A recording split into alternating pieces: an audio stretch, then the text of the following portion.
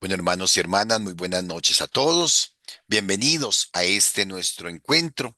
En primer lugar, pues agradecerles la comprensión, puesto que ustedes saben que este mes de septiembre Buenas noches. buenas noches, es el mes de la Biblia y que por ello también ya pues tengo algunas actividades programadas desde principio de año.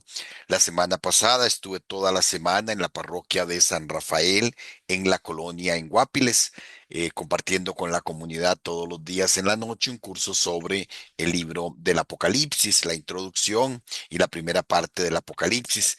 De verdad que una experiencia muy gratificante, mucha participación y sobre todo, pues siempre es muy lindo poder compartir la palabra de Dios en comunidad.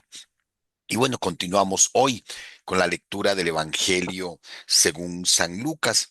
Hemos visto hasta el capítulo 13, donde escuchábamos al Señor hablando de la higuera estéril, la curación de la mujer encorvada, la parábola del grano de mostaza, la parábola de la levadura, donde Jesús existía en que la puerta para entrar en el reino es estrecha y que por eso tenemos que esforzarnos, donde se hablaba un poco de la actitud de Herodes y donde Jesús se lamentaba sobre Jerusalén, sobre la incredulidad y la no aceptación de Jerusalén. Ahora vamos a entrar en el capítulo 14, que es un capítulo muy curioso, porque vamos a ver que todo gira alrededor de una mesa, en un banquete. Es el capítulo del banquete. Por eso vamos a iniciar implorando la presencia del Espíritu para también nosotros sentarnos hoy a la mesa del banquete de la palabra de Dios con Jesús y aprender de sus labios la enseñanza acerca del discipulado. En el nombre del Padre, del Hijo y del Espíritu Santo. Amén. Te alabamos y te bendecimos, Señor del cielo y de la tierra, por tu infinita bondad y tu misericordia. Te damos gracias por todos los favores y beneficios que recibimos de tus manos. Te damos gracias por el don de la vida, por el don de la fe. Te damos gracias porque nos permites reunirnos en tu nombre para seguir aprendiendo de tu palabra. Te pedimos, Señor, que tu Espíritu Santo guíe nuestros pensamientos, nuestras intenciones, abra nuestros corazones para poder recibir esta palabra que quieres regalarnos en este día. Te alabamos, te bendecimos, te adoramos y te glorificamos, porque tuyo es el reino, el poder y la gloria por los siglos de los siglos. Amén. Bueno, de nuevo, muy buenas noches a todos y bienvenidos. Recordemos, vamos a iniciar el capítulo 14 del Evangelio según San Lucas. Y lo primero que tenemos que decir es que lo vamos a titular la primera parte de este capítulo, porque llega hasta el versículo 35, faltan por aquí 10 versículos, la enseñanza de Jesús a la mesa. En el capítulo 14, en este capítulo nos encontramos a Jesús sentado a la mesa en casa de uno de los jefes de los fariseos. Y por eso la estructura literaria de este pasaje se presenta como lo que se llama el género literario simposium. El simposio que era en el ambiente griego y en el ambiente romano un discurso o una enseñanza que se pronuncia en un banquete. Puede ser, digamos, como al inicio, en la forma del brindis, ¿verdad? O puede ser simple y sencillamente una conversación que se va realizando entre un expositor, ¿verdad? Y los comensales que están compartiendo la misma mesa. Y es lo que encontramos en estos primeros versículos del capítulo 14, donde aparece Jesús, ¿verdad? Invitado a la mesa de la casa de unos fariseos y pronuncia una enseñanza. La estructura de estos primeros versículos lo vamos a dividir de la siguiente manera. Primero, vamos a ver que se hace la curación de un hidrópico en sábado. Empieza con un milagro. Después vamos a tener una enseñanza sobre la humildad, una enseñanza al anfitrión y por último una parábola sobre el reino de los cielos que gira en torno también al banquete. Por eso vamos a empezar con la primera parte, que es la curación de un hidrópico en sábado. Alguno, por favor, que me ayude a leerlo para entonces empezar.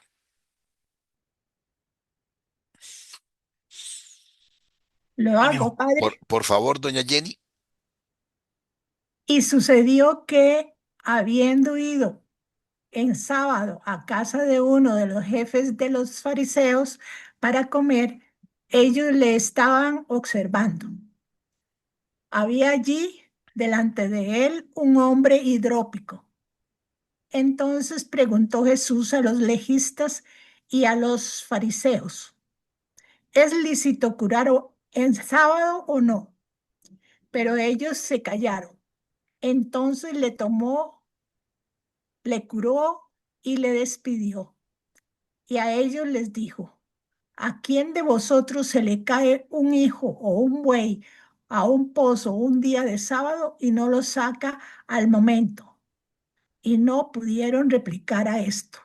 Muy bien, muchas gracias, doña Jenny. Bueno, vemos entonces que hay una pequeña introducción que insiste en el espacio temporal en sábado, el día sagrado para los judíos, en el contexto de un banquete en la casa de uno de los jefes de los fariseos, ¿verdad? Que estaban observándole. Eso nos hace pensar en la importancia del banquete en Lucas. No es casualidad que Lucas vuelva a introducir un banquete y sobre todo un banquete en casa de fariseos, porque esto nos ayuda a entender cómo en la mentalidad de Lucas o en el esquema literario de San Lucas, con quién comparte Jesús. Vamos a ver que encontramos varios banquetes en el Evangelio, el banquete de Leví con Leví en el capítulo 5 cuando Mateo lo invita después de la llamada, el banquete con Simeón, Simón el fariseo. Capítulo 11 encontrábamos otro banquete con los fariseos. En el capítulo 14 encontramos este, que es en casa de uno de los jefes de los fariseos. En el capítulo 15, el que sigue, las parábolas de la misericordia, Jesús está sentado a la mesa con pecadores. En la última cena, Jesús aparece a la mesa con los discípulos, con los apóstoles y varias experiencias de comida, ya no tanto un banquete tan formal, pero varias experiencias de comidas con Jesús resucitado y los discípulos en Emaús con los apóstoles a la orilla del lago, en fin, vemos cómo esto nos muestra, por ejemplo, que en la casa de los fariseos y con los pecadores es sobre todo aquellos con los que Jesús comparte la mesa. Y se nos presenta aquí un hombre hidrópico. Recordemos que esta enfermedad es lo que nosotros conocemos como la acumulación de agua. Una persona cuyo organismo le impide deshacerse del agua y entonces uno se va hinchando en varias partes del cuerpo. Normalmente es muy común en las piernas, ¿verdad? Debido a una Hidro- enfermedad o alguna situación, pero también puede darse, Padre, sí, perdón. hid- hidropesía. Hidropesía es hidropesía, ¿verdad?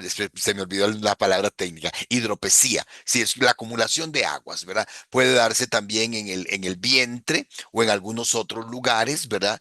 Y entonces eso es lo que se presenta, un hombre con hidropesía, ¿verdad? Ahora, introducir esta temática del banquete en donde Jesús va a dar importancia e importantes enseñanzas no solo a los discípulos, sino a toda la comunidad. Entonces vean que la introducción ese es un pequeño versículo que nos dice, el sábado en casa de uno de los jefes de fariseos que lo invitó a comer y ellos estaban observando.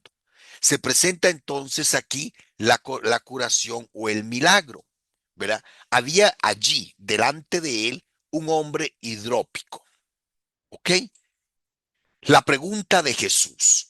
Jesús sabe que lo están observando y veamos cómo, a pesar de que el jefe de los fariseos lo invita, sin embargo, San Lucas deja entrever, hay una doble intención.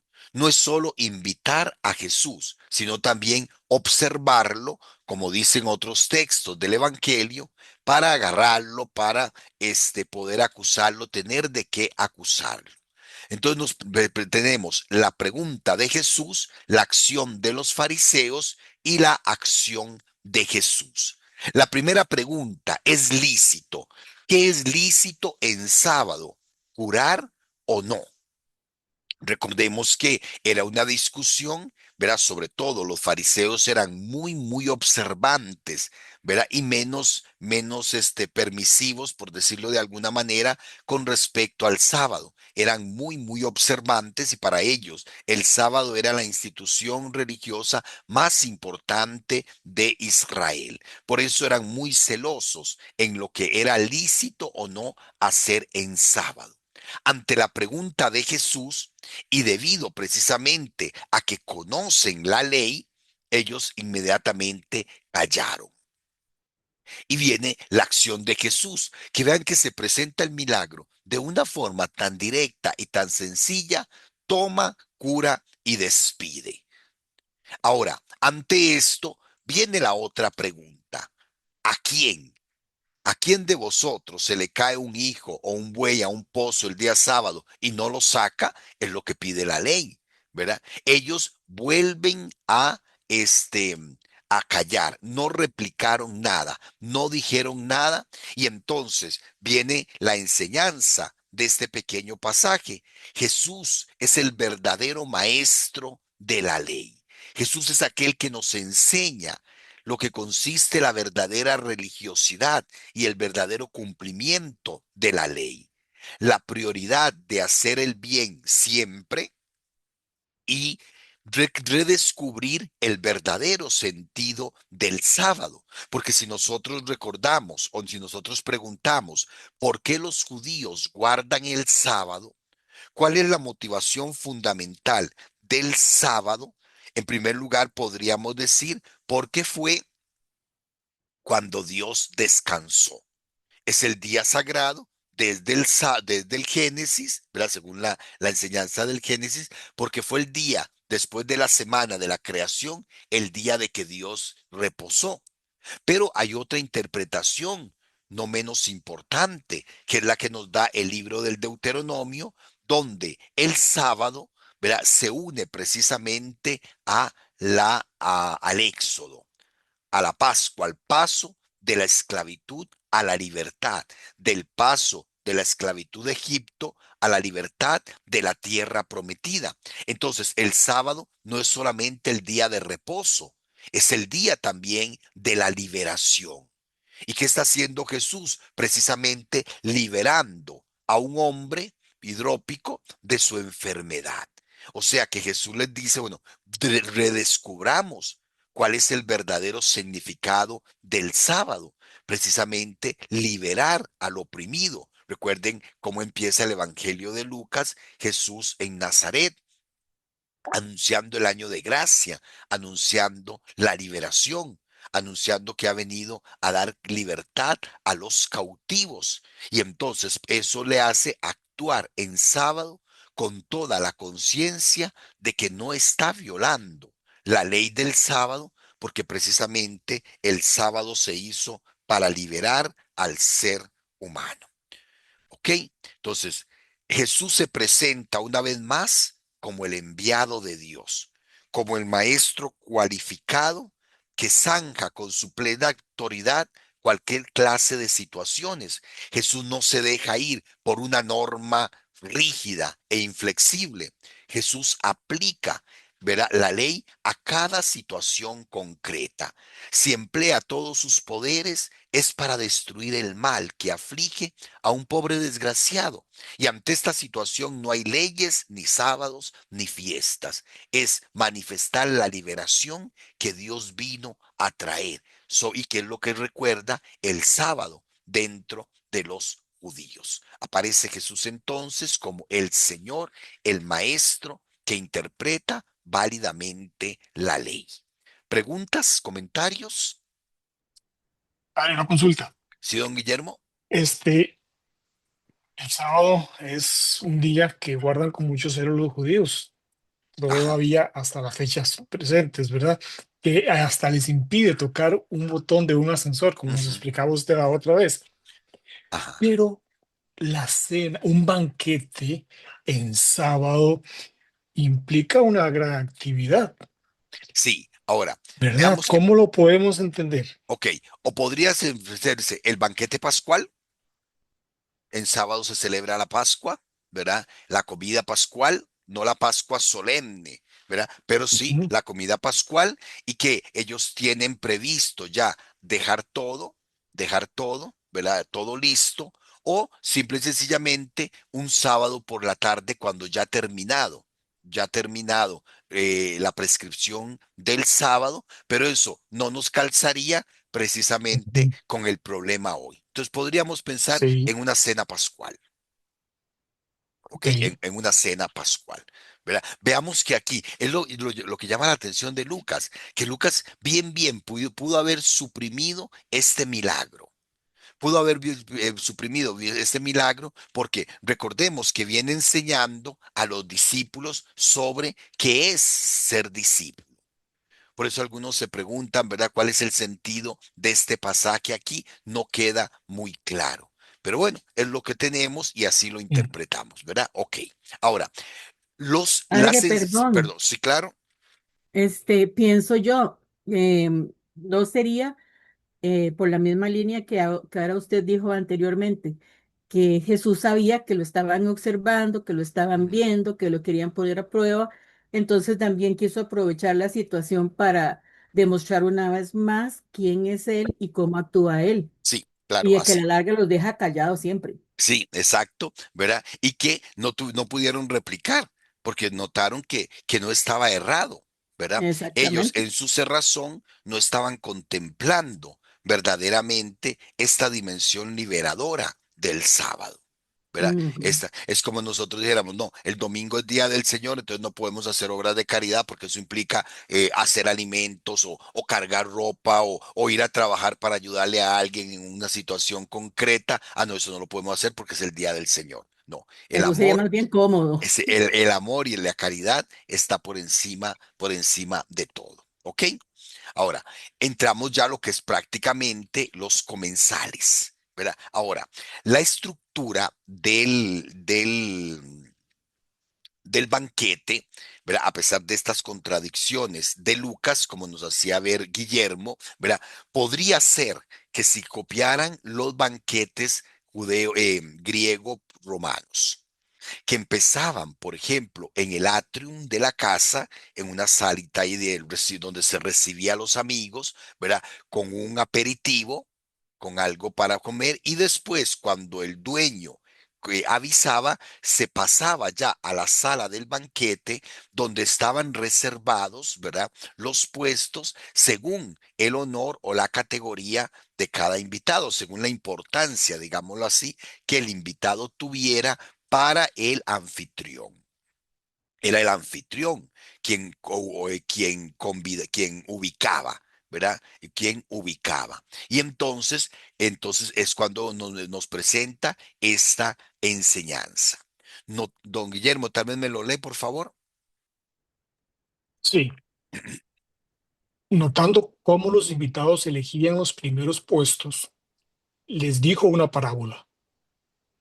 Cuando sean convidados por alguien a una boda, no te pongas en el primer puesto, no sea que haya sido convidado por él otro más distinguido que tú, y viniendo el que os convidó y a él te diga, deja el sitio a este, y entonces vayas a ocupar avergonzado el último puesto.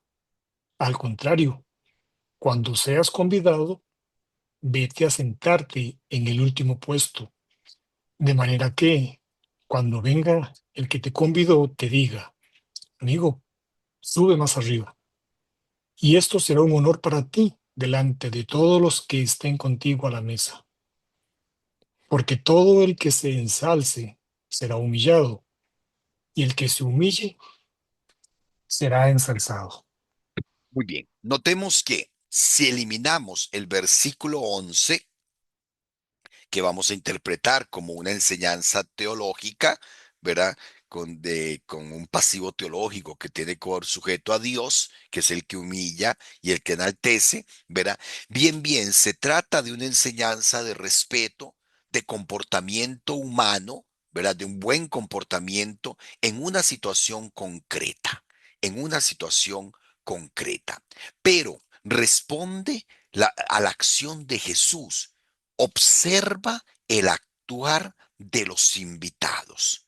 Notemos cómo todo parte precisamente de la visión de Jesús, de cómo los invitados se afanan por asegurarse los puestos más privilegiados, ¿verdad? Como por ejemplo, ante la orden del Señor, del anfitrión, pues van a buscar los primeros puestos. Jesús aprovecha todas las circunstancias. Está en una cena y es allí que a partir de la realidad, a partir de constatar lo que está sucediendo, viene entonces la enseñanza. Una enseñanza que, como les digo, una actitud que brota, ¿verdad? Es propia del ser humano, que se cree alguien de frente a los demás, buscando siempre su propio honor. Es esa inclinación que tenemos, ¿verdad? A buscar primero nuestro beneficio, nuestra propia situación, ¿verdad? Ponernos por encima de los demás. Entonces, la acción de Jesús, ¿verdad? Y la enseñanza de Jesús brota de su observación, de lo que él nota. No inventa aquí una parábola para dar una enseñanza, no, brota precisamente de lo que está viendo. ¿Y qué enseña Jesús? ¿Verdad? ¿Cuál es la enseñanza de Jesús? Primero, a no hacer. ¿Qué es lo que no hacer? Buscar uno mismo, otorgarse uno mismo el honor, ¿verdad? Como decir, ocupo un lugar, soy importante, entonces tengo que estar en los lugares privilegiados, buscar el propio honor. Es lo que no hay que hacer. ¿Qué es lo que sí hay que hacer? La actitud de humildad. No buscar los puestos primeros, quedarse en los puestos últimos para que el que otorga el honor sea el otro, no uno mismo. Si uno busca su propio honor, puede quedar en vergüenza, pero si uno vive una actitud de humildad, pues el que lo invitó podrá manifestar su honor. Vean que el versículo 10 dice, cuando seas convidado, vete a sentarse en el último puesto para que cuando venga el que te convidó te diga, y esto será un honor para ti delante de todos. Vemos que estamos en una actitud muy humana, una actitud muy humana. Entonces, se enseña a no otorgarse el honor uno mismo, sino una actitud de humildad. Afirma que el verdadero honor no se consigue mediante el propio esfuerzo por situarse en los puestos más aparentes. La consideración y el respeto de una persona no se gana por estrategias, sino que le viene por el aprecio de los demás. El que le da honor es el que lo convida y le dice, sube más arriba. Y entonces esta enseñanza, digámoslo así, humana, que Jesús transmite, se traslada a otro campo, con el versículo 11, a una máxima teológica, una enseñanza teológica. El mismo Dios humillará al que quiera exaltarse y exaltará con el verdadero honor a quien busque el puesto más humilde, ¿verdad? Es lo que nos enseña la actitud del cristiano. Tiene que ser fundamentalmente de humildad, no de estratagemas, ¿verdad? Ni de maniobras para conseguir la propia promoción. Porque en definitiva, el que nos da el honor es precisamente el Señor, es Dios, ¿verdad? Y sobre todo, como ya lo había enseñado San Lucas, pues tenemos que tomar la actitud del maestro que no vino a ser servido, sino a servir, que se hizo el esclavo el servidor de todos. El que quiera ser el más importante, que se haga el servidor de todos, nos enseña la tradición sinóptica. Pues es lo que Jesús está indicando en esta enseñanza a los comensales. No sé si hay alguna pregunta, algún comentario. Lo tenemos muy fresquito porque fue el evangelio de hoy, el domingo hace 8. El domingo hace 8. Estamos en el capítulo de los evangelios de estos días, ¿verdad? Ok. Bueno, ahora, después de la enseñanza a los comensales, viene la enseñanza al anfitrión. No solamente enseña a los que estaban invitados, sino al que lo invitó, al jefe de los fariseos. ¿Y qué le dijo? Escuchemos el texto sagrado, alguno que nos lo lea, por favor. 12:14, que está en la pantalla. Leo, padre. Por favor. Y al que le había invitado le dijo, cuando vayas a dar una comida o una cena, no invites a los amigos, ni siquiera a tus hermanos, a tus parientes o a los vecinos ricos, no sea que ellos te inviten para corresponder y así quedes pagado. Al revés, cuando vayas a dar un banquete, invita a los pobres, a los lisiados, a los cojos, a los ciegos. Entonces serás dichoso porque no tienen con qué corresponderte, ya se, ya se te pagará en la resurrección de los justos. Muy bien. Ok, de esa ambición fundamentalmente egoísta de los comensales, Jesús pasa a otro aspecto también del egoísmo, que consiste en actuar por buscar una recompensa, hacen buscar una recompensa por las acciones que se realizan. También esta actitud es objeto de una severa crítica de parte de Jesús. Jesús no enseña solo a los comensales, sino también enseña al anfitrión. Ahora, no sabemos qué está pasando. No sabemos, bueno, Jesús conoce las intenciones, pero es una enseñanza dirigida al anfitrión, pero que también se aplica a todos y cada uno de nosotros como discípulos. Veamos que está construida de manera paralela. Enseña a no hacer, como en la otra parte, no buscar los puestos privilegiados. Aquí, ¿qué es lo que no hay que hacer? Buscar compensaciones. Actuar bajo los cálculos humanos. Invito a este para que este me invite, para que este pueda corresponderme. Y más bien, ¿qué es lo que hay qué es lo que sí hay que hacer? Ejercer el amor y la caridad. Notemos que el contraste es muy significativo. 4 categorías sociales suficientemente acomodadas.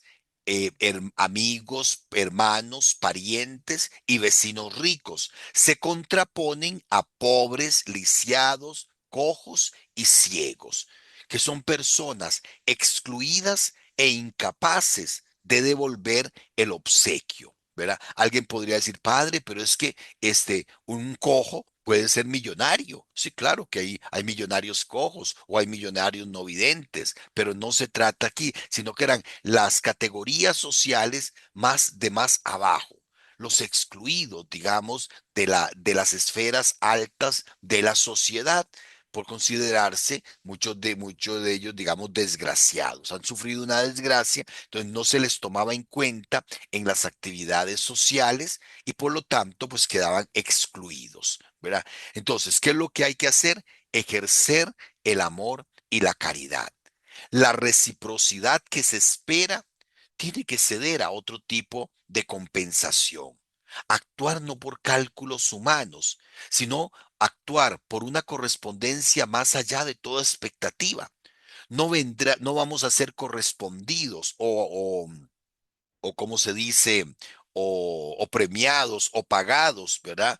Por un pobre desgraciado que carece de medios para pagarnos, sino de otra generosidad mucho más grande, la del propio Dios. Notemos que se habla de que se pagará en la resurrección de los justos. O sea que la motivación, ¿verdad?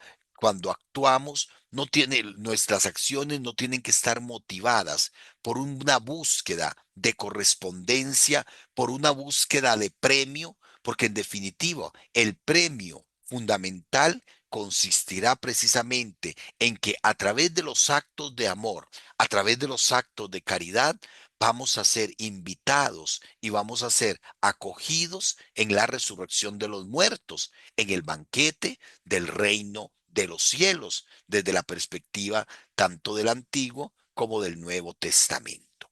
No sé, preguntas, comentarios. Padre, una consulta. Este, ¿Es posible que uno actúe ejerciendo la caridad, pero que haya un trasfondo de voy a hacerlo por tal cosa, para ir acumulando puntitos, por decirlo así? Es que me sale la idea de que alguien puede decir voy a hacer tantas cosas o vamos a hacer tantas cosas o tales cosas porque me serán contadas. ¿Es lógico pensar así o vale más el acto en sí de ser Ahora, caritativo con aco- aquella otra persona? es que, ¿qué es lo que te motiva la Ujú. caridad? Porque, por ejemplo, igual, Ajá, usted puede hacer actos de caridad, Guillermo, simple y sencillamente por un altruismo, no sí, necesariamente por una motivación religiosa.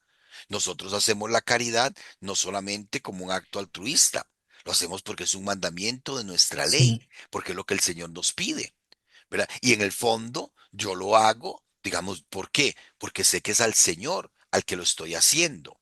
¿Verdad? No tanto es por el premio que me va a dar, sino porque es lo que él me pide. porque yo Aunque, sé que aunque eso yo es sé, la directriz. sí, aunque yo sé que haciendo eso, pues el Señor Ujú. que es fiel a su palabra me recompensará, ¿verdad? Amén.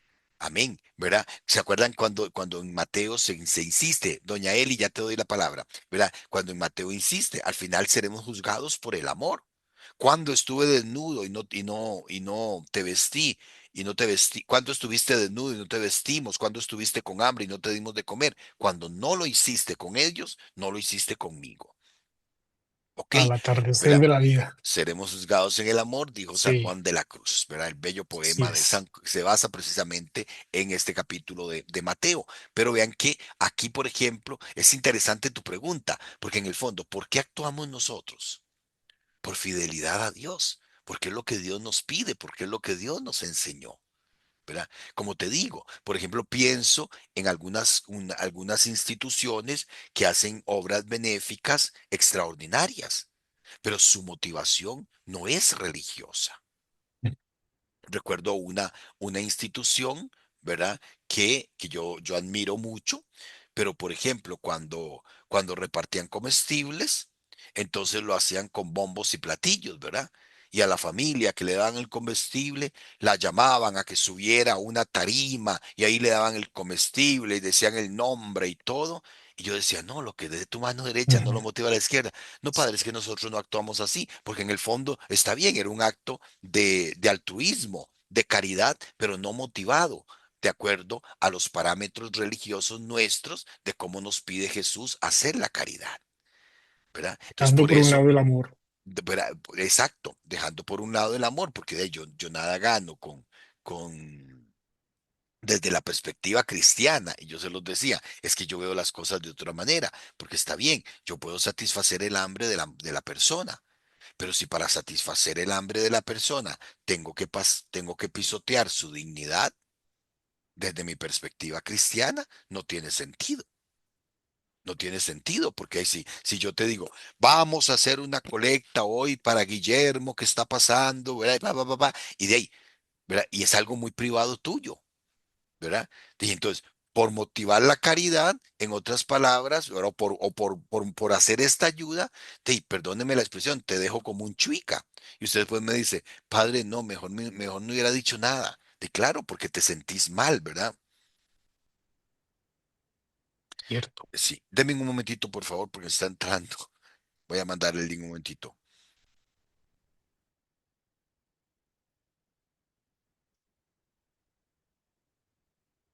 La persona que se le perdió el link. Bueno, ok. Bueno, ok. Entonces veamos que viene esa enseñanza de Jesús, Padre, ¿verdad? Sí, Hijo, ay, perdón, Dios. ahora sí, Eli, sí, sí, perdón, perdón, perdón. Es que me distraje con esto, ¿verdad? Ok. Ahora sí, Eli. Padre, es que vieras que yo siempre le doy y le doy vuelta y le doy vuelta a la cabeza a estas cosas tan puntuales que Jesús dice, ¿verdad? Ujú, Porque no anda por las ramas, está diciendo esto, a estos, a estos, a estos y a estos. Pero hoy por hoy es tan difícil, digamos, uno no puede meter a cualquier persona a ujú, la casa.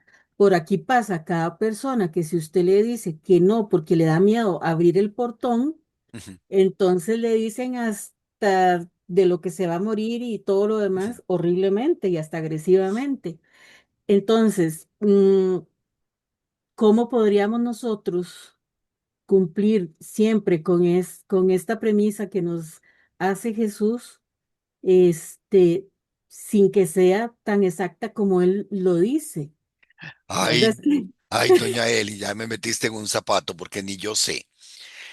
Humanamente, verá, Eli, tenés toda la razón, tenés toda la razón. Yo creo que, ¿cuál es la intención que Jesús nos está pidiendo? Y sobre todo, digamos, por ejemplo, ¿cuál es la verdadera situación de las personas? Yo, por ejemplo, Mm, yo, por ejemplo, llega un momento donde digo, no más, no más, sí, abusan porque ya, también. porque ya se están abusando, no más porque no es una situación en la que ¿cuál es la raíz de su necesidad? ¿Cuál es la raíz de su necesidad? ¿La irresponsabilidad, la vagancia? ¿O hay una causa, digamos, formal y fuerte de por esa necesidad que está pasando? Entonces, digamos, tenemos que seguir discerniendo. Y yo siempre le pido a Dios perdón por eso. Le digo, Señor, perdón si no te pude ver, o perdón si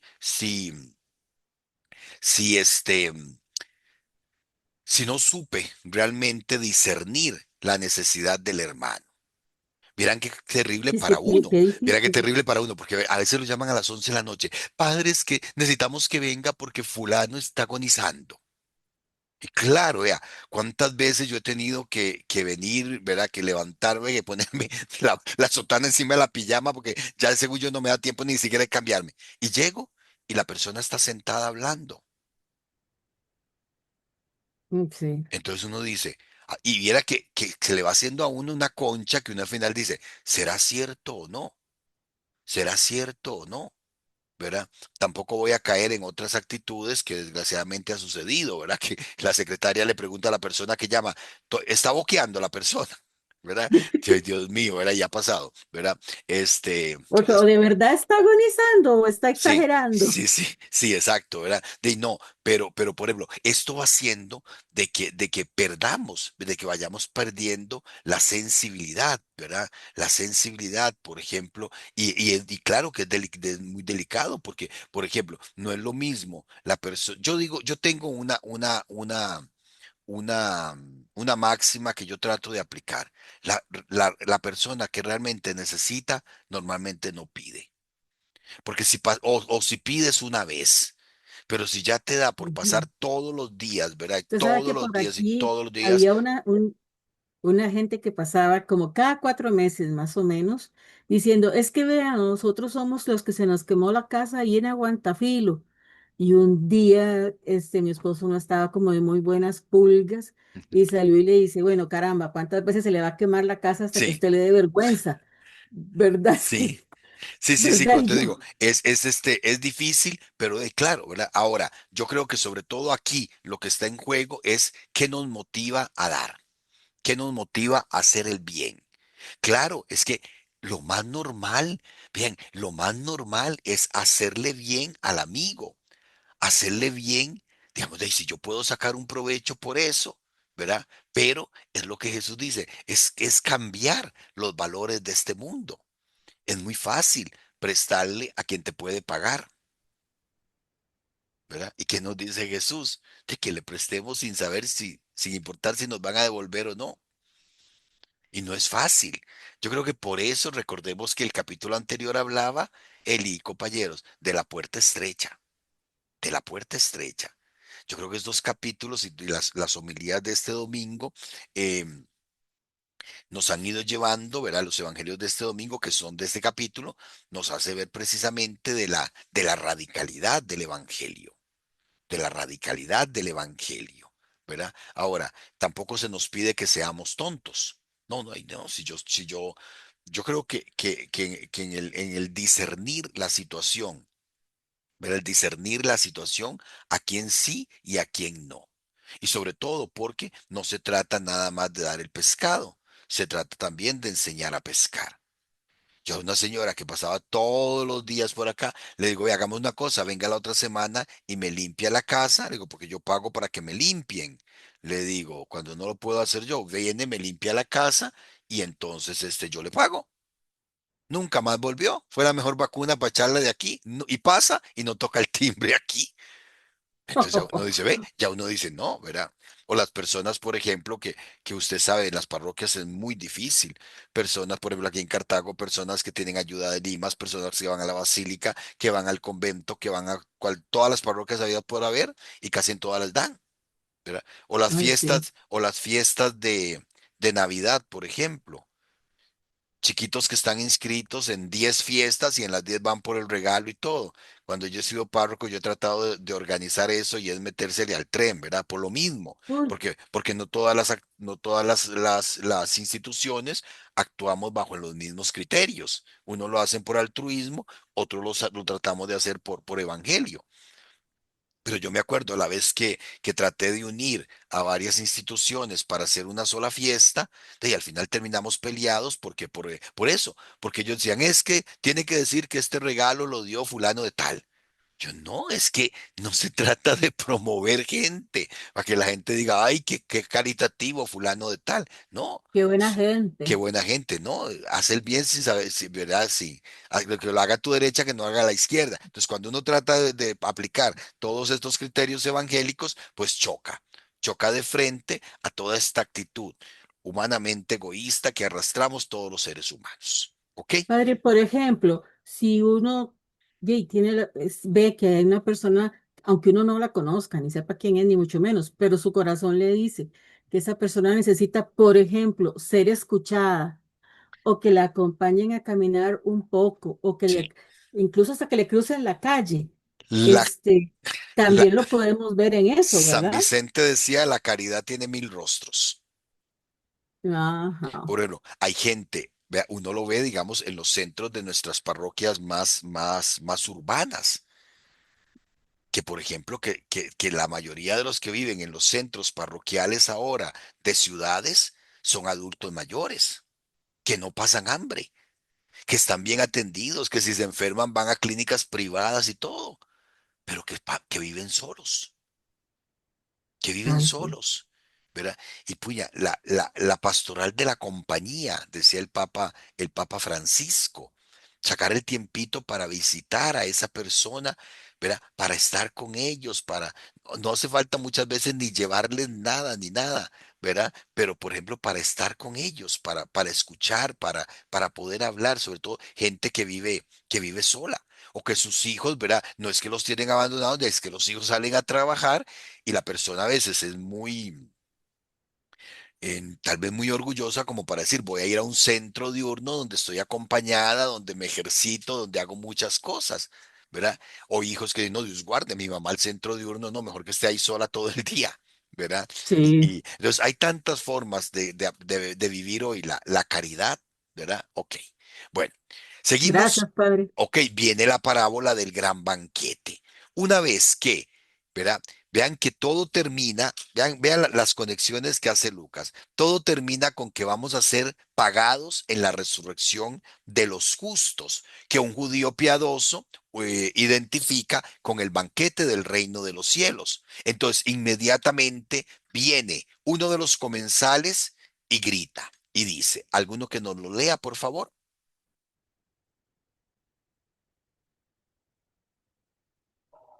Si quiere le leo, Leo. padre. Por favor, Ah, Ligia. bueno.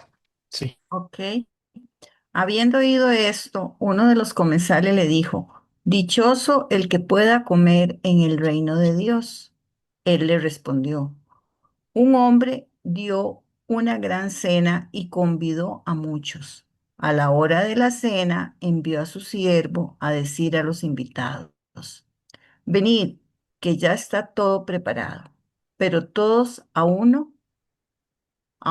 empezaron a excusarse. El primero le dijo, he comprado un campo y tengo que ir a verlo. Te ruego me dispenses. Y otro dijo, he comprado 5 yuntas de bueyes y voy a probarlas. Te ruego me dispenses. Otro dijo, me he casado y por eso no puedo ir. Regresó el siervo y se lo contó a su señor. Entonces, airado el dueño de la casa, dijo a su siervo, sale enseguida a las plazas y calles de la ciudad y haz entrar aquí a los pobres y lisiados y ciegos y cojos. Dijo el siervo, Señor, se ha hecho lo que mandaste y todavía hay sitio. Dijo el Señor al siervo, sal a los caminos y cercas e insiste a entrar hasta que se llene mi casa, porque os digo que ninguno de aquellos invitados probará mi cena. Muy bien. Notemos que San Lucas empieza, ¿verdad? Pone en boca de Jesús, perdón, después de que Jesús ha dado estas enseñanzas, viene una bienaventuranza de parte de uno de los comensales. Una bienaventuranza que él entiende de lo que Jesús está hablando, y entonces la bienaventuranza tiende a un futuro al final, un futuro escatológico. Dichoso el que pueda comer en el reino de Dios, ¿verdad? Una bienaventuranza que sería como qué suerte poder participar en el banquete definitivo, en el banquete escatológico, en el reino de Dios. Todo alrededor del banquete, porque precisamente la salvación se concibe como la participación en el banquete del reino de los cielos, ¿verdad? En el banquete de los reinos de los cielos. Entonces, así como que se hace el enganche.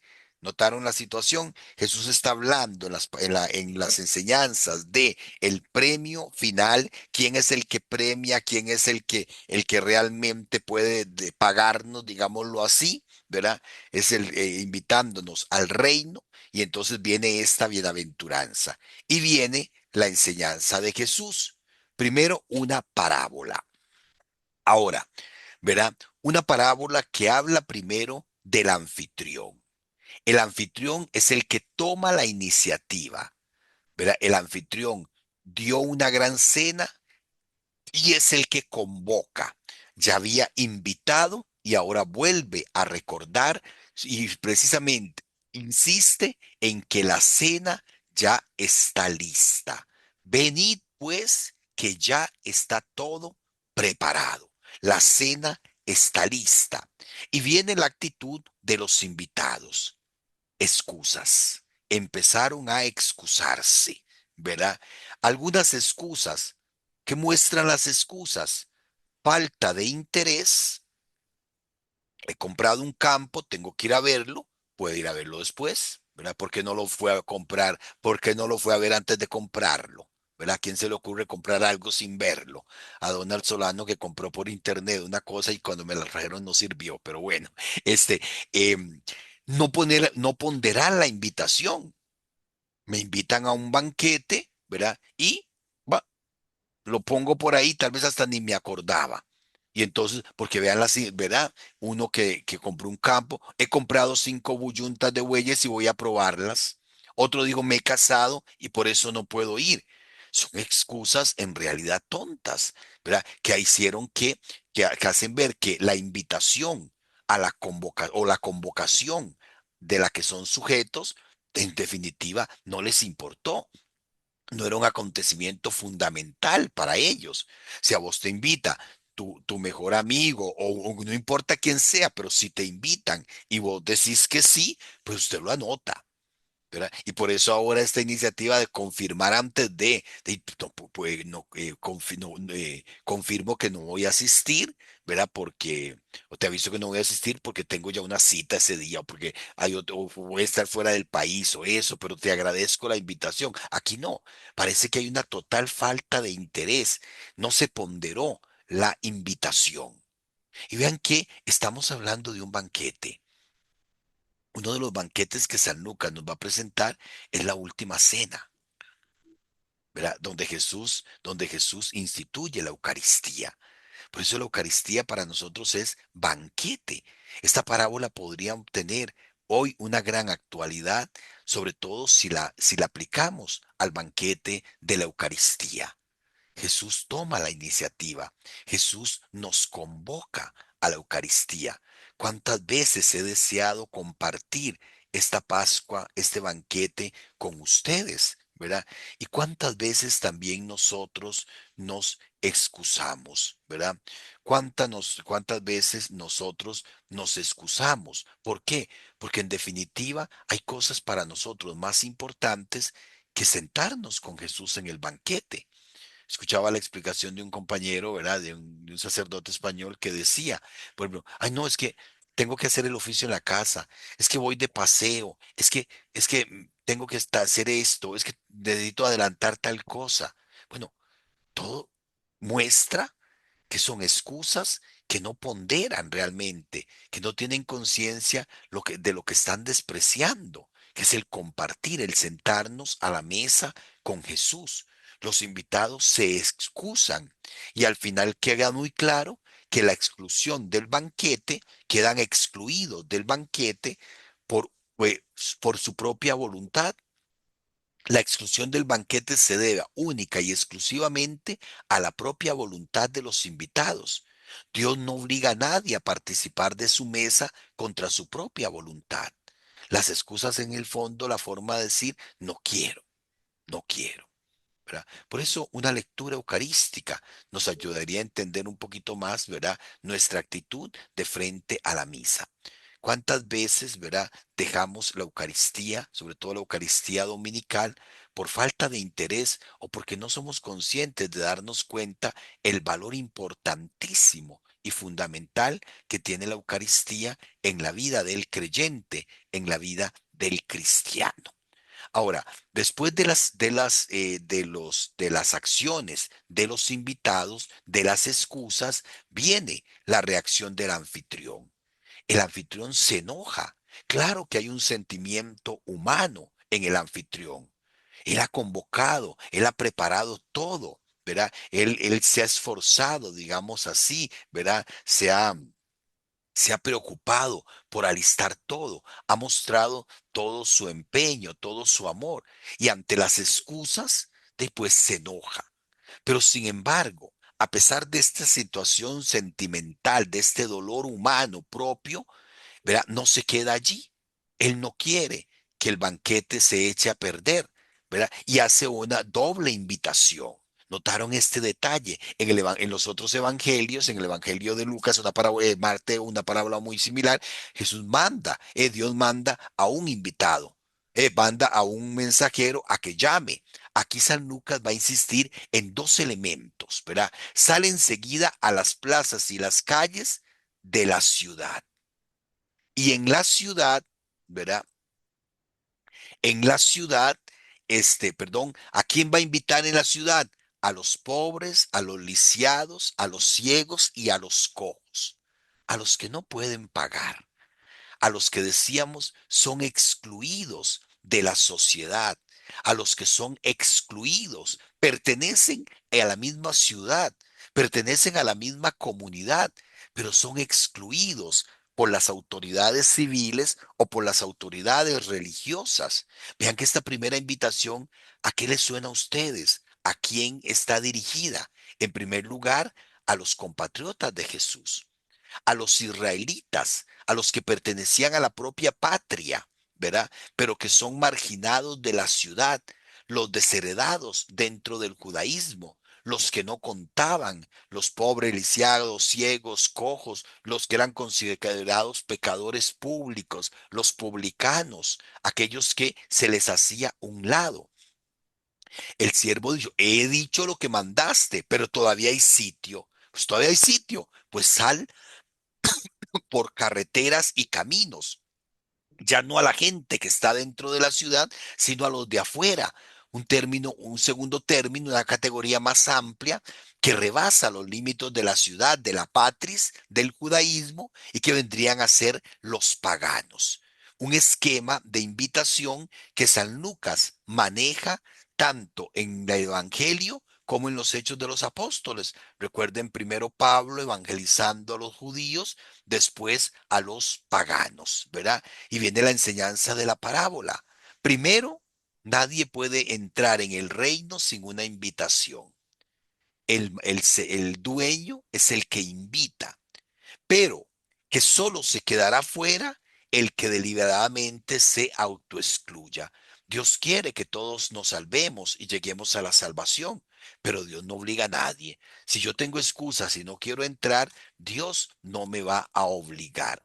El hombre es incapaz de salvarse por sí mismo, pero puede perderse por propia decisión, rechazando esa invitación. Y ahora, notemos, entremos en el versículo 24. Alguno que lo lea.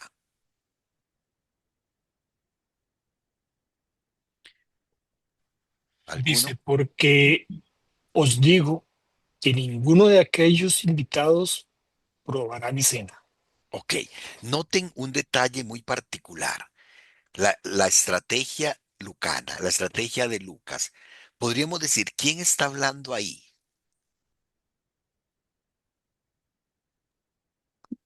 Dios.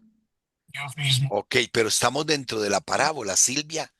Para Ver, Bueno, el que está, digo, es el Eh, dueño eh, del, el, del banquete. el que organizó el banquete. sí, verá, pero vea que el que organizó el banquete está hablando con el siervo.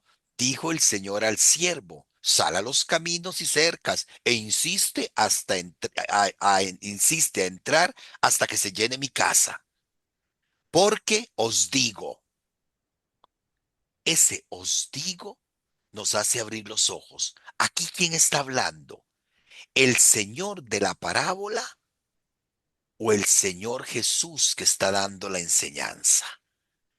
El Señor Jesús. Y entonces vean cómo cambia desde la parte literaria, ¿verdad? Sobre todo porque a quienes se dirige, porque Jesús está hablando una parábola, como que se sale ya del personaje de la parábola para recordar que aquellos quedarán invitados, ¿verdad? Que aquellos invitados, ninguno de aquellos invitados que rechazaron probará la cena, probará el banquete de la salvación traído por Jesús. Un detalle muy lindo que San Lucas destaca, ¿verdad? En el fondo es Jesús quien nos invita, es Jesús quien nos llama, ¿verdad? Y es a Jesús a quien nosotros podemos rechazar por excusas muchas veces injustificadas, ¿ok? Y que ponen en juego nuestra propia salvación. Viene después, ahora, las condiciones para seguir a Jesús, ¿verdad? Las condiciones para seguir a Jesús. Don Guillermo, léérmelo, por favor. Sí, caminaba con él mucha gente, y volviéndose les dijo, si alguno viene donde mí y no odia a su padre, a su madre, a su mujer, a sus hijos, a sus hermanos, a sus hermanas, y hasta su propia vida, no puede ser discípulo mío. El que no lleve su cruz y venga en pos de mí, no puede ser discípulo mío. Porque ¿quién de vosotros que quiere edificar una torre no se sienta primero a calcular los gastos y ver si tiene para acabarla? No sea que, habiendo puesto los cimientos y no pudiendo terminar, todos los que todos los que lo vean se pongan a burlarse de él diciendo, este comenzó a edificar y no pudo terminar. O el rey que sale a enfrentarse contra otro rey, no se sienta antes y delibera si con 10,000 puede salir al paso del que viene contra él con 20,000, y si no, cuando está todavía lejos, envía una embajada para pedir condiciones de paz. Pues de igual manera, cualquiera de vosotros Si no renuncie a todos sus bienes, no puede ser discípulo mío. Buena es la sal, mas si también la sal se desvirtúa, ¿con qué se la sazonará? No es útil para la tierra ni para el estercolero. La tiran fuera. El que tenga oídos, que oiga. Muy bien. Veamos que San Lucas nos dice, continuando, continuando con el viaje de Jesús a Jerusalén, San Lucas termina las enseñanzas en torno al banquete, en las que se nos recuerda que todos estamos invitados a participar del reino de los cielos. Alguien podría decir, puña, brincamos, salimos de la cena y brincamos ahora otra vez Jesús caminando a un tema nuevo. Pero atención, hay un detalle importante. Como se acentúa que Jesús no camina solo, sino acompañado por una gran cantidad de gente, San Lucas nos presenta a Jesús pronunciando una instrucción sobre las condiciones para convertirse de veras en discípulo suyo. ¿Por qué? Porque ha anunciado precisamente que la invitación a participar es para todos. Pero el que quiera aceptar esa invitación, no se trata nada más de decir, sí, yo quiero ir. No, se trata de vivir de acuerdo a las condiciones. La instrucción que ahora comienza se dirige precisamente a establecer una serie de condiciones para que todos los invitados sean auténticos discípulos, ciudadanos del reino que participen en el banquete. No es que yo recibí la invitación. Este texto hace eco al banquete del Evangelio de Mateo, ¿verdad? Del banquete de bodas, que es muy parecido al tema que vimos hace un ratito, ¿verdad? La parábola del rey que invita al banquete de su hijo. Los invitados también se excusan, manda a llamar a todos, pero al final hay uno que nos lleva el traje nupcial, el traje de bodas, el traje de fiesta, y es expulsado, ¿verdad? Porque no se traba solo de entrar, había que llevar un traje de fiesta, ¿verdad? Aquí no se trata nada más de aceptar la invitación, se trata también de cumplir las condiciones de ser hijo, de ser discípulo de Jesús. Y ahora, ¿cuáles son, verdad? Perdón, Kim, ¿cuáles son esas condiciones? Primero el contexto, ¿verdad? Caminaba con él mucha gente. San Lucas vuelve a insistir en la importancia del camino. Se enfatiza que es Jesús quien va caminando, caminaban con él. Ese con él pone el énfasis en Jesús y a Jesús lo acompaña mucha gente. Jesús es quien va caminando y mucha gente lo acompaña. Y entonces, al volverse, dirige la enseñanza a esa gente que lo acompañan. Si en los pasajes anteriores se establecía la invitación universal para entrar al reino, Jesús nos enseña para lograrlo hay que cumplir ciertas condiciones. No basta acompañar a Jesús, es necesario hacerse discípulo suyo. ¿Se acuerdan el pasaje en el capítulo 13, ¿verdad? Cuando decía que la puerta era estrecha. Llegará un momento en que la puerta se cierre y diremos o dirán, ¿verdad? El que queda afuera diremos o dirán, Señor, Señor, ábrenos. No os conozco. Claro que predicaste con nosotros, te oímos aquí, te vimos allá, hicimos esto. No los conozco. No se trata solamente de acompañar a Jesús. Es necesario hacerse discípulo suyo. Y eso entonces es una invitación muy fuerte a todos y cada uno de nosotros para ver que si esas condiciones que Jesús nos va a presentar, pues no las estamos haciendo vida en nuestra vida. Pero no se trata de acompañar, se trata de hacerse discípulo. No se trata de escuchar a Jesús, se trata de hacer vida lo que Jesús dice. No se trata de decir Señor, Señor, se trata de cumplir la voluntad de Dios. Ahora, ¿cuáles son esas condiciones? Vamos a ver la primera condición. Si alguno viene donde mí y no odia a su padre, a su madre, a su mujer, a sus hijos, a sus hermanos, a sus hermanas y hasta su propia vida, no puede ser discípulo mío. San Mateo también nos presenta esta misma condición, solo que lo hace desde la perspectiva del amor. Si alguno no me ama a mí más que a su padre, a su madre, a su mujer, pero el significado es exactamente lo mismo. La primera condición de ¿verdad? La primera de las condiciones exige una actitud de disponibilidad interna para subordinar a la condición y a las demandas de ser discípulo los afectos más fundamentales, como el amor a la familia e incluso la conservación de la propia vida. En otras palabras, Jesús nos está hablando de una radicalidad. Nadie puede anteponerse al camino del discípulo.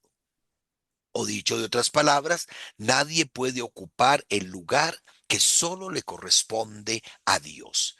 Ni siquiera los vínculos más íntimos, ni siquiera las relaciones más íntimas pueden estar por encima de mi relación con Dios. Por eso San Lucas usa el verbo odiar, que el Evangelio del domingo, porque son textos tomados de la Vulgata latina, se nos hablaba de posponer. ¿Verdad? El que si alguno viene donde mí y no pospone a su padre, a su madre, posponer es cambiar de puesto. ¿Verdad? Mi padre, mi madre, mi mujer, mis hijos, mis hermanos no pueden ocupar el primer lugar. El primer lugar lo tiene que ocupar Dios. Y esa es la radicalidad de la que se nos habla, ¿verdad? ¿Verdad? Porque una vez que yo pongo a Dios en el centro de mi vida, una vez que Dios ocupa el lugar fundamental, pues eso da sentido a todas las demás relaciones, empezando por las relaciones más íntimas, que son las relaciones familiares, ¿verdad? Incluso yo no puedo poner mi propio yo, mi propio ego por encima de Dios. Por eso San Lucas dice hasta su propia vida. Uno tendría que llegar hasta odiar su propia vida, en el sentido de que primero está Dios y después estoy yo. Primero está la voluntad de Dios y después está mi voluntad. Y si mi voluntad no se ajusta a la voluntad de Dios, pues tengo que dejarla, tengo que cambiar. Entonces, esta primera condición es una radicalidad con respecto a que nadie puede, ¿verdad? Ocupar el lugar que le corresponde a Dios. Hay otra segunda condición, perdón, aquí me fallaron las presentaciones. El que no lleve su cruz y venga en pos de mí, no puede ser discípulo mío. La segunda exigencia está formulada en clave simbólica: aceptación de la propia cruz, caminar detrás del maestro. Es de una extremada radicalidad. La radicalidad de seguir el camino de Jesús. Es decir, identificar mi vida con Jesús. Dios ocupa el centro de mi vida, pero el camino que yo tengo que seguir es el camino del Hijo, el camino de Jesús, que hizo de la cruz el camino de la salvación. Seguir a Jesús llevando la propia cruz, asumiendo mi vida desde la perspectiva de Jesús. El punto de referencia del verdadero discípulo no es nunca su propio yo, sino la persona de Jesús y el camino que el maestro trazó, ¿verdad? Es identificarnos con Jesús, adherirnos a Él y saber que en mi vida, ¿verdad? En mi vida, yo estoy llamado a cumplir, no mi voluntad, a dejarme guiar, no por mis instintos, por mis pasiones o por mi voluntad, sino por la voluntad de Dios. Es la radicalidad, ¿verdad? Como dice doña Odilia en el chat, que nos recuerda precisamente la puerta estrecha. Recordemos que hablábamos que la puerta estrecha es el camino de la voluntad de Dios. Y Dios nos pide, por ejemplo, no usar cualquier camino, sino seguir el camino de Jesús. Seguir el camino de Jesús. Viene la tercera condición. Uy, qué mal me salió todo esto. Bueno, la tercera condición. Pues de igual manera, cualquiera de vosotros que no renuncie a todos sus bienes, no puede ser discípulo mío. también aquí hay una radicalidad, la renuncia a todos los bienes materiales. Para ser discípulo, lo importante no es tener, sino ser. Si en la primera condición nadie puede ocupar el lugar central en mi corazón que solo le corresponde a Dios, en la segunda, en la tercera, es nada. Hablamos de lo material. Nada puede ocupar el centro de atención de nuestro corazón, sino solo el Señor. Nadie puede servir a dos señores, o a Dios o al dinero. Que muchas veces, ahora yo decía el domingo en las homilías que me tocó predicar, no es que se trata de vender todo y seguir a Jesús literalmente. Hay algunos en la vida de la iglesia que han tenido ese carisma y que han vivido esa radicalidad de vivir la pobreza evangélica. Pensemos en los santos de Asís, Francisco y Clara. Pensemos, por ejemplo, en Luis Gonzaga. Pensemos, por ejemplo, en Madre Teresa de Calcuta. Pensemos, por ejemplo, en este muchacho, ¿verdad? Que canonizaron el domingo, Pier Giorgio Frassati, un hombre de mucho dinero que aprendió a vivir con lo básico para poder compartir con los pobres, ¿verdad? Para poder dar a los pobres. Vean que me llamó mucho la atención ese dibujo, porque habla precisamente de la puerta estrecha. Es tan estrecha que no cabe nada material.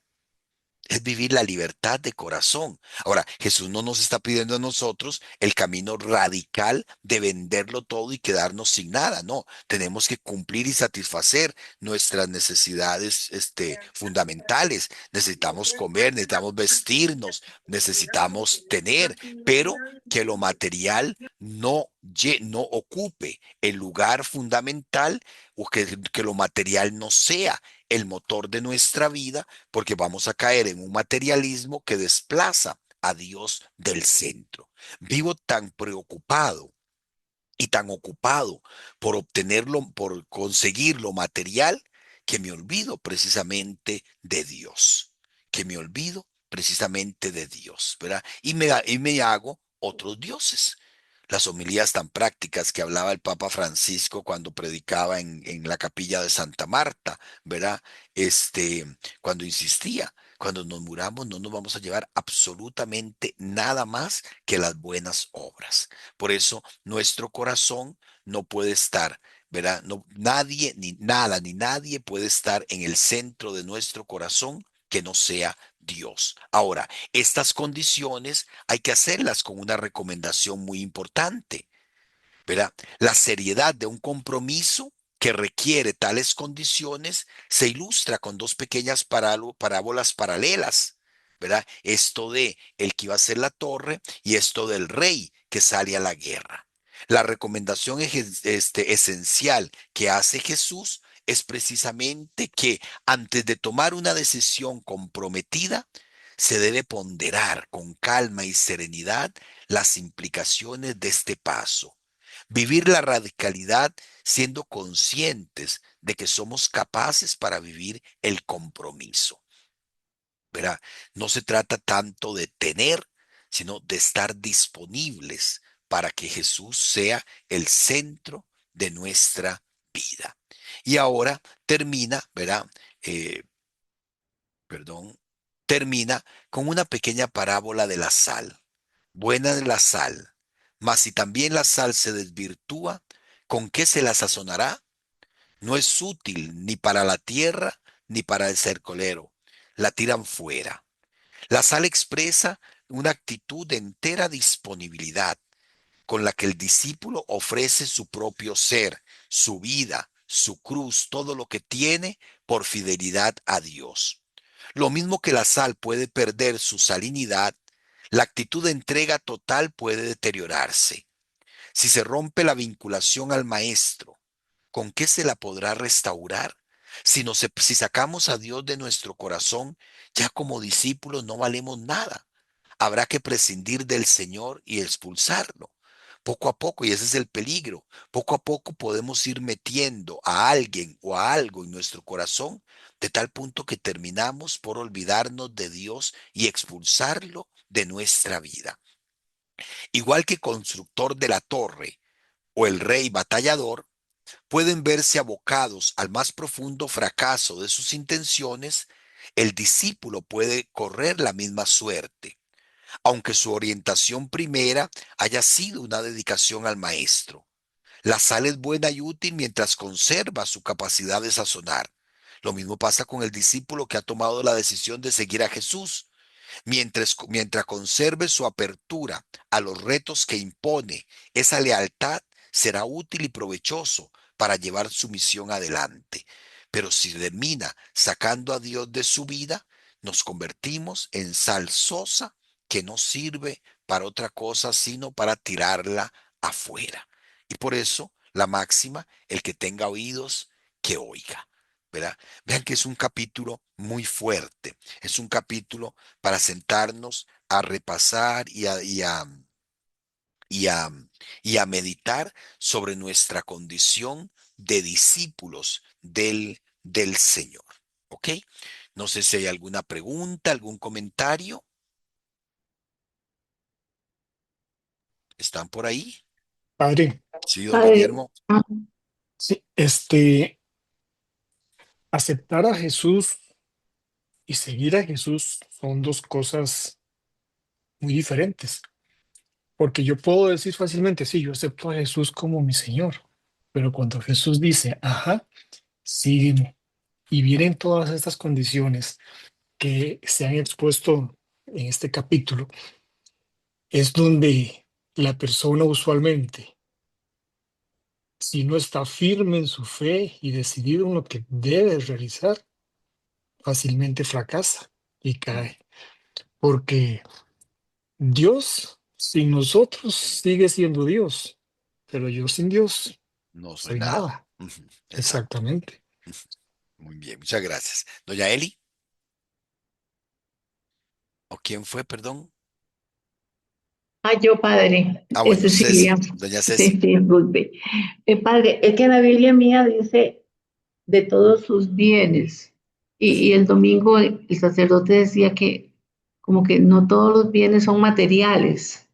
También tenemos bienes como, por ejemplo, una persona pobre también puede tener apegos. Claro, sí, Y a veces sí, como que eso lo dejamos como de lado y vemos sí. solo la cosa que es materia, ¿verdad? El dinero, No, solo lo las, material, no. No, sí, sí, gracias por la aclaración, porque sí, se trata de lo que tenemos, ¿verdad? Y vean que lo que importa es no lo que tengo, sino la disponibilidad que yo tengo para seguir a Jesús.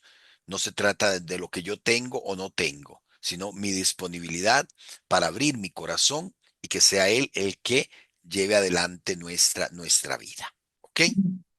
Bueno, sí. un capítulo de verdad para pensar. Un capítulo para pensar, sentarnos a la mesa con Jesús y escucharlo una y otra vez. Porque saliendo de este banquete y saliendo así como salimos, ¿verdad? Por lo menos yo tengo que decir, sale uno garroteado, garroteado preparando las homilías de estos domingos y sobre todo volviendo a leer y a repasar para preparar este tema de hoy. Uno dice, Dios mío, Señor, sálvame que me hundo, como dijo Pedro, ¿verdad? Señor, aumenta mi fe, ¿verdad? Pero bueno, después vamos a salir de este banquete para sentarnos en otro banquete. El banquete, ¿verdad? Del capítulo 15, que es el corazón, ¿verdad? El corazón de el Evangelio de la misericordia, del Evangelio según San Lucas que estamos analizando. Gloria al Padre, al Hijo y al Espíritu Santo, como era en un como en el principio, principio, ahora y ahora y Siempre siempre, siempre, por por los por los los siglos siglos de de los siglos los de los siglos. siglos. siglos. Amén. Amén. Amén. Y la bendición de Dios Todopoderoso, Padre, Hijo y Espíritu Espíritu Santo, Santo. descienda Amén. sobre ustedes y les proteja y acompañe ahora y siempre. Amén. Amén. Amén. Bueno, muy buenas noches a todos, muchas bendiciones y nos Buenas vemos de noches. Buenas noche si Dios noches, quiere. Padre. Buenas Dios te noches. bendiga. Muchas